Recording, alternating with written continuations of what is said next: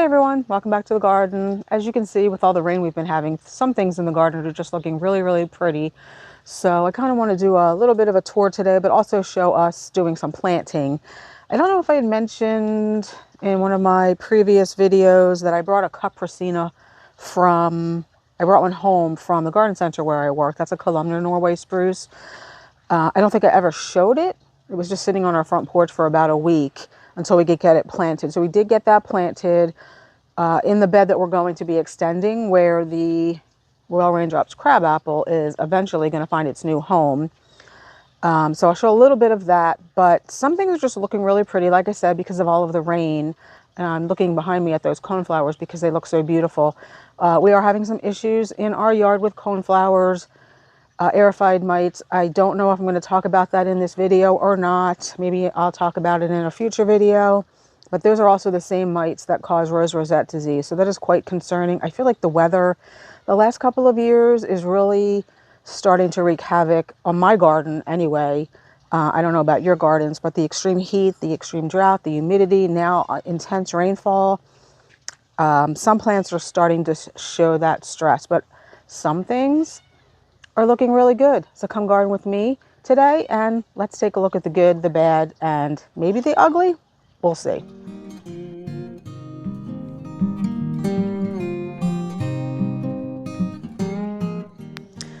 So we're actually going to start here today, which we don't normally do. And you can see right now we are at the edge of our top rain garden and a little bit of privacy berm here. Just want to show these two Pinpoint blue and gold fall cypresses. My neighbors aren't home, which is why I feel comfortable coming out here like this, because even though this is our property, it's behind our neighbor's house, and it just feels a little weird to film back here when there's people home. But I love these Pinpoint blue and gold fall cypress. They are so hard to find. I bought these in 2023 when I worked at that nursery. They were tiny, so they've probably tripled, almost quadrupled in size, and I absolutely love them. You can kind of see why they're called Pinpoint blue and gold. The tips, although at this time of the year they're kind of green, the foliage itself is blue. Such a pretty evergreen. I wish I could find some more, and actually in a decent size. We're going to turn around to here. This is the latest bed we had created last year. And I think, at least for now, possibly we have staved off the decline of the Spartan juniper. Although it is half the size of what it was. And it still has some browning on it. We did cut quite a bit out. So that's why it's so much smaller. Trying not to have to replace it, but we'll see. So here are the two leucothoe that we just planted. These are the Burning Love leucothoe. Haven't had to water anything, thank goodness, because of all the rain. Snow Queen Oak Leaf Hydrangea. Those are the two skip laurels we also had planted last year, along with the juniper. And they looked really, really bad coming out of the winter. Again, probably because of the drought and then the severe winter. We treated them ourselves. Tree company told us they had scale, and I never saw any evidence of scale, but we treated, and they look absolutely fine. Putting on new growth, look much better than the juniper, so I'm really excited about that. Not going to talk about the crabapple because no, we still have not moved it. Here's the other Burning Love leucothoe. Had a lot of runoff, as you can see, because of all the heavy rain.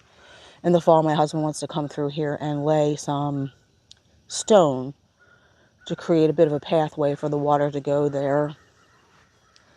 Did manage to finally get the hellebores planted too. You can see one back there and one there. I was given those by someone I work with back, I think it was Easter.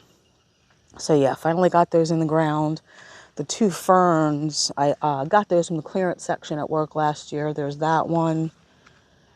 I think they're both Japanese painted ferns. I'm not sure which two varieties they are. I really, really like this one with the reddish stems. Maybe it's Lady in Red. I don't think they were labeled. This one's much more green. Could be because it's getting a lot of shade underneath our flamethrower red bud here. And then the three incredible look amazing. Before we take a look at the rest of the hydrangeas, let's turn around and look at the incredible blush we just transplanted and planted. So here again on our rain garden berm, you can see under the two cloches, this incredible blush looks so much better. It's only been in the ground for a week, but my goodness, so much better than it looked in the container. And you can see we pulled the, where we pulled the tiger eye sumacs out, we have suckers. That's why those things are so horrible. Pretty foliage in the fall, but very, very tough to control. So we're going to have to get up here and pull those. But this incredible blush looks better too than it looked in the container. Lots of new growth because of all the rain, so that's good. Here's the two edge of night hibiscus. Oh yeah, I do see blooms, buds. Excuse my neighbor's children. They love to play on the tractor. Yeah, you see lots of buds. And then, of course, these are the two incredible blush we transplanted. This one, of course, is half white for some reason, and this one is pink, which is what I wanted. And then the bobblehead alliums, now that they're getting a little bit more sun, they're blooming, and, well, they were blooming, but they're putting on more blooms now. I just love them with the lavender as opposed to the pink of regular alliums. So pretty. What else? Haven't cut the alliums back yet. I kind of like their shape and their little moon look up here. The Arctic sun dogwoods have gotten immense. We're going to have to cut those back in the fall. Our gray owl juniper has recovered from all the deer damage last winter. So it's looking really pretty. And let's just take a quick look while we're halfway up here at the Annabelles. So this is the newest one we just planted, which is also very, very tiny. And we just got it a couple months ago, and it's already almost as big as the others. They're all blooming. Now these are not very old, but again, this one and this one I rescued from the clearance rack at work.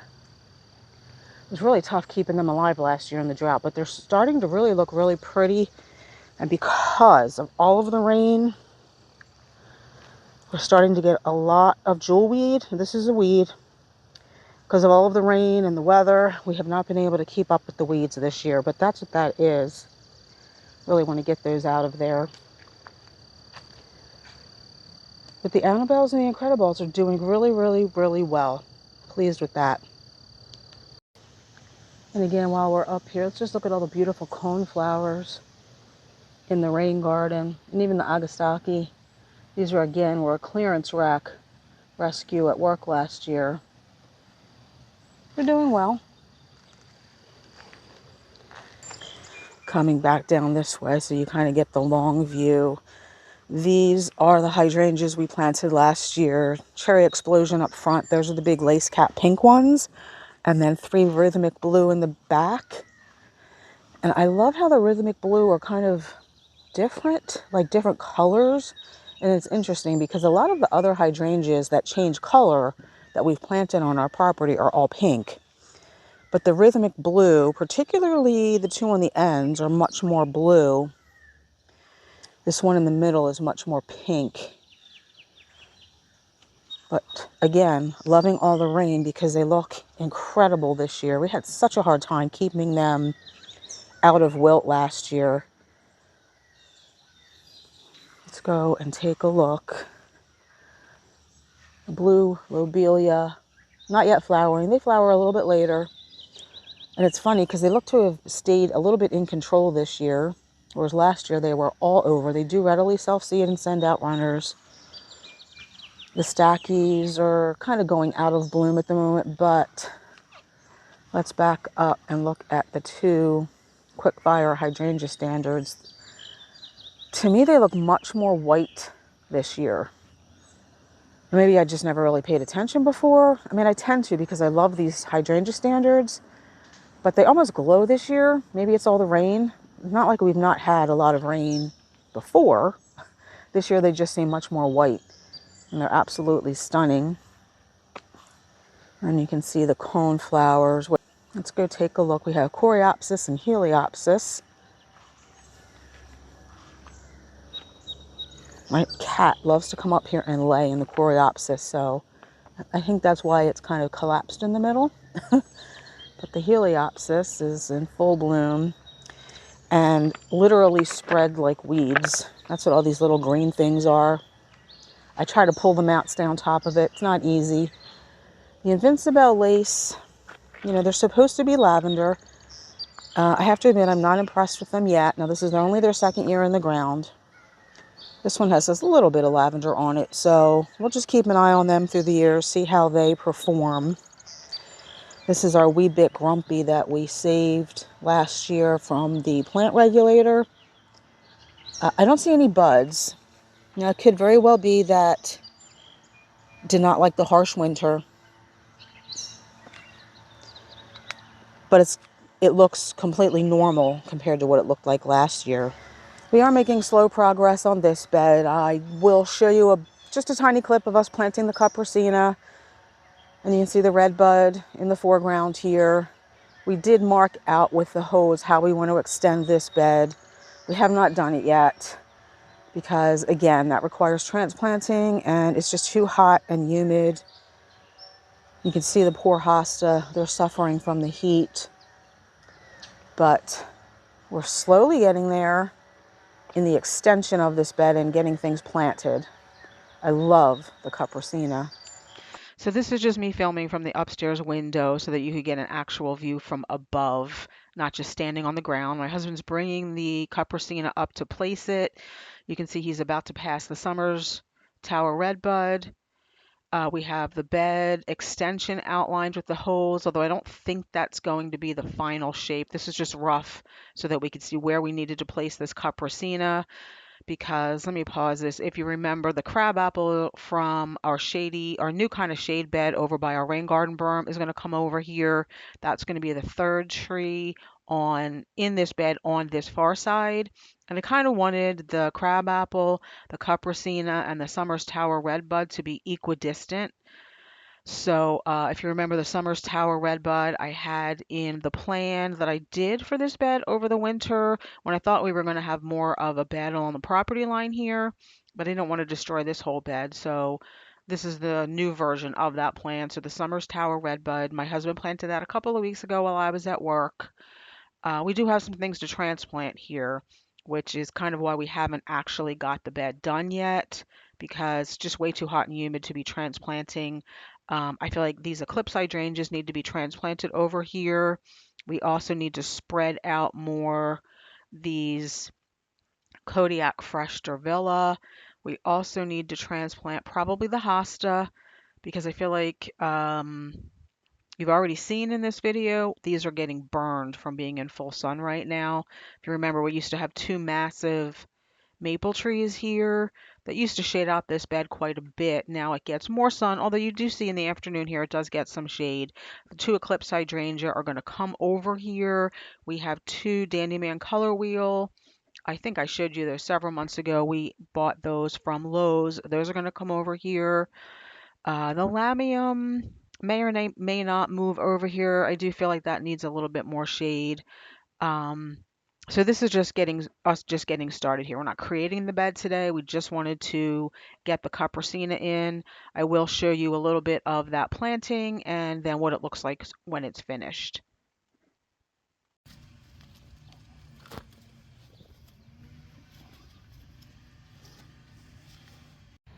So you can see the Cupressina here up close. It's already, even out of the bucket, probably 6 to 7 feet tall.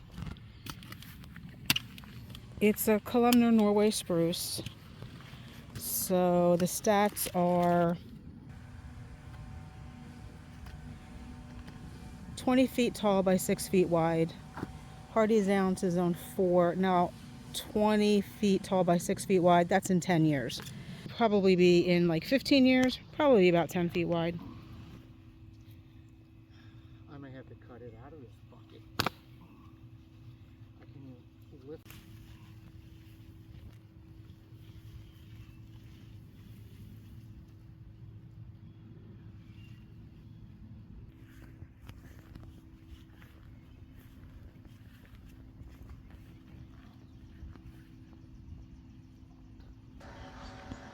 Coming around the front of the bed with the quickfire hydrangea standards.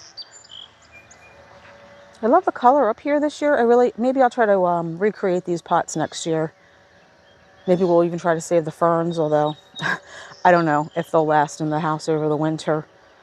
But most things are really, really liking the rain. I do like it because I don't have to water as often. Agapanthus is in bloom. I love agapanthus. I really do. We had two, but one never bloomed, and then it just kind of disappeared. But such a beautiful plant. It is not a long bloomer, but I love the color. The Tough Stuff Aha are also, not Tough Stuff Aha, Tiny Tough Stuff, also looking a little burnt. But I do see lots of new foliage. And come down here, everything is repeated.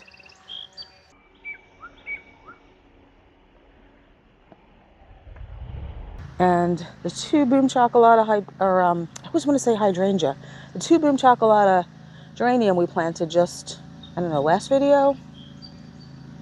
Looking much better than they looked in the container, which is good. And that's because of all the rain.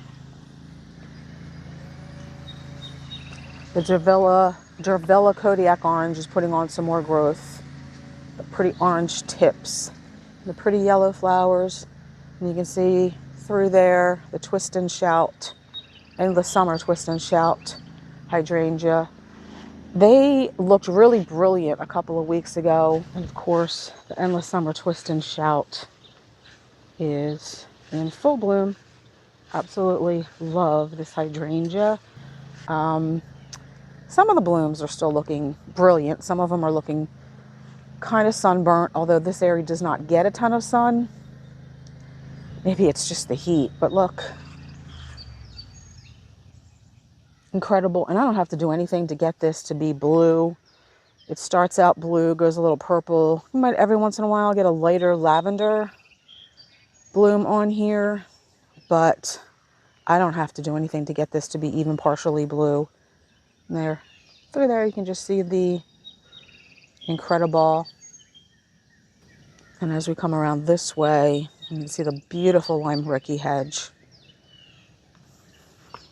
They've gone lime now, but there are some still white blooms. Love this smooth hydrangea. And now you can't even tell that the one on the left down here, you really can't tell that there's three. It's just like one big blob, and I'm absolutely fine with that. But this one on the left was planted brand new. I think it was either last year or 2023, but you can't tell. And it was small compared to the other two. But in only 2 years, it's reached the same height and width as the other two, which I'm really pleased about. Coming around down from the lime ricky hedge, you can see the gorgeous and Let's Dance blue jangles. This is our oldest blue jangles, and then we have a new one we added last year that again looks so much better than it looked last year. Now it still does go through wilt in the afternoon this year because it's only been in the ground for a year. This one never wilts, but it looks so much better, and you can see the gorgeous blooms. And again, I don't have to do anything to this one to get it to be blue and purple, although you do see that little one down there is pink. St. John's wort is very happy. This is the Floral Berry Pinot from Monrovia.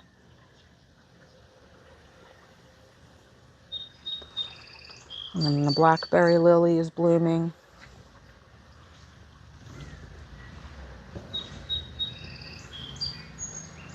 Our Queen of Sweden rose, the new one that was a replacement this year, is put on lots of growth. It's only about a foot tall, but you know, it's not going to catch up this year with the existing, which is probably full grown now at 5 feet tall, although it's not the 3 feet wide that it should get.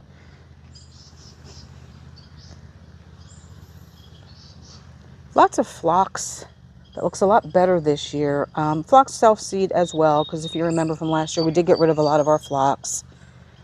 But some always comes back, and the leaves on these plants here don't look too bad. Now this is not part of the phlox. That is, I believe, a foxglove, and then the delphinium that look really brown. But if you come down here and you look at these, this is what phlox typically look like in our yard, which is why we got rid of them.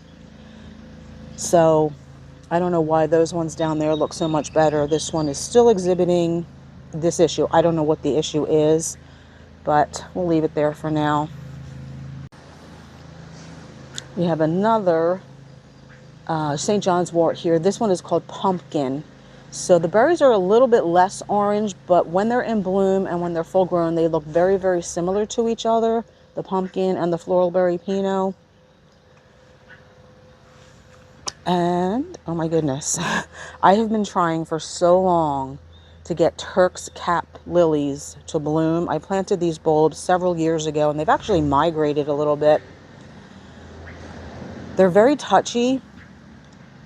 Like if you disturb them at all while they're growing, they just kind of shrivel up and die. So I was worried when we were transplanting the Veronica from here to get our Korean boxwood in, that this would somehow get damaged and die, but it didn't. And look, these are native lilies to, I believe it's the eastern United States. They look a lot like a ditch lily, but they're absolutely gorgeous. So hopefully they self-seed enough up here. I wanted them to be up at the top of our property, but I'm really worried about transplanting them because how finicky they are. Look how much growth our climbing rose has put on. It's gone through several blooms. Pleased about that. Although I do see some funky curling of those leaves. Not sure what's up with that. Everything else looks pretty healthy though. I'll have to keep an eye on that. The crazy weather we've had the last several years is really targeting certain plants. There's the caladiums, and here's some more phlox over here that kind of I just let grow up through our azalea. So we came up front through the arbor. Right now we're looking at the midnight sun Weigela. And I'm also even seeing some burning on those. I'm not sure what that's all about. I feel like some is deer damage, but these are supposed to be full sun plants, and I don't know why some of the leaves look curled and burnt. It could just be, again, a function of the extreme high temperatures and humidity this year. The sun just seems so much hotter. Firelight tidbit don't seem to matter one bit. They have put on a lot of growth. And as you can see, they're blooming and budded. And finally, some of our caladiums have started to show. I guess we didn't plant all of them upside down, but there's a whole swath of them that should be right here in front of these New Guinea impatiens. And I don't see any evidence of those. The tough stuff, aha, back there are blooming. Again, bigger and much more flowerful this year, probably again because of all of the rain. And when I say this extreme weather the last few years is targeting certain plants, our Kusa dogwood has been declining for the last couple of years. It's much thinner than it used to be. We've cut a lot of dead out. You can see those orange leaves. Something's not right there. And the same with the spirea underneath. If you go back and watch any of my videos, you've heard me talk several times about that. The spirea seemed to start to show some kind of issue last year, as well as the dogwood. The leaves are curled. I did email our tree guy. He wants me to send pictures. He'll come out and take a look. Just backing up here. Clearly these hosta are not affected, although a couple on this side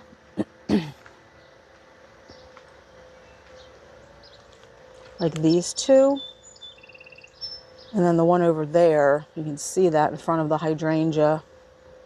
Something funky going on with the growth there. Not sure.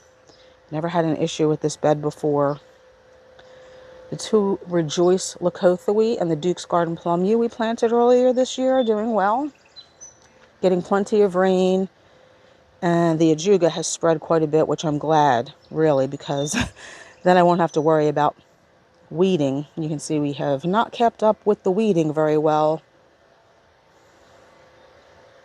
And of course, the gorgeous Carex Bowles Golden.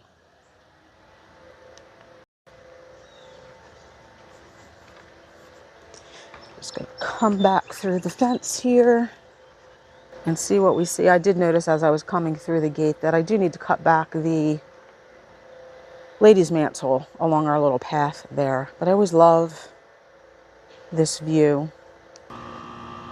We have dueling air conditioners going, but I just wanted to take a quick look at the Alabama Jubilee daylilies, which are in bloom.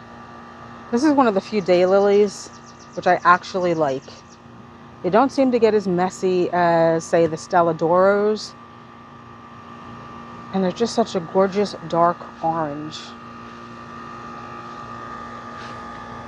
Little quickfires in full bloom, and it's already starting to turn pink. I'm not sure how, because we certainly have not had any cool weather. So I think we're going to end the video there, because other than the daylilies in bloom, I think you've pretty much seen everything at least 2 or 3 times on the west side. The Thea Thin Man bed, as some of you may know it better as, and it's really getting hot out. So again, thank you for coming along. I hope you enjoyed, and hopefully we'll see you in the next one. Bye.